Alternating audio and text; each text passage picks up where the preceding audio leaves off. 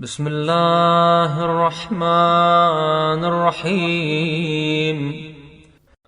إلهي أذهلني عن إقامة شكرك تتابع طولك، وأعجزني عن إحصاء ثنائك فيض فضلك، وشغلني عن ذكر محامدك ترادف عوائدك، وأعياني عن نشر عوارفك توالي أياديك.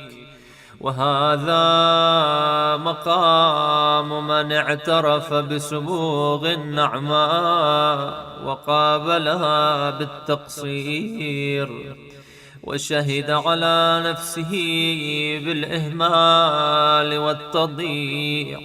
وأنت الرؤوف الرحيم البر الكريم الذي لا يخيب قاصديه ولا يطرد عن فنائه آملي. بساحتك تحط رحال الراجين، وبعرصتك تقف آمال المستردفدين. فلا تقابل آمالنا بالتخييب والإياس، ولا تلبسنا سربال القنوط والإبلاس. إلهي تصاغر عند تعاظم آلائك شكري، وتضاءل في جنب إكرامك إياي ثنائي ونشري. جللتني نعمك من أنوار الإيمان حللا، وضربت علي لطائف برك من العز كللا، وقلدتني مننك قلائد لا تحال، وطوقتني أطواقا لا تفال. فآلاؤك جمة ضعف لساني عن إحصائها، ونعماؤك كثيرة قصر فهمي عن إدراكها، فضلا عن استقصائها.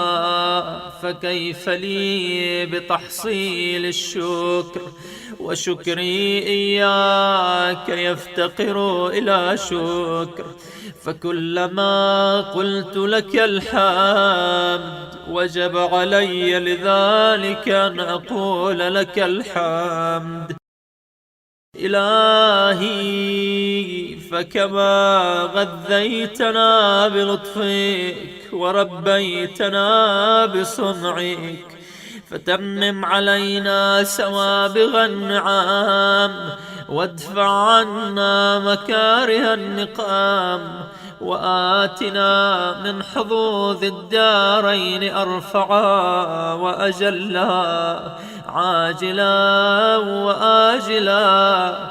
ولك الحمد على حسن بلائك وسبوغ نعمائك، حمدا يوافق رضاك ويمتري العظيم من برك ونداك. يا عظيم يا كريم برحمتك يا أرحم الراحمين.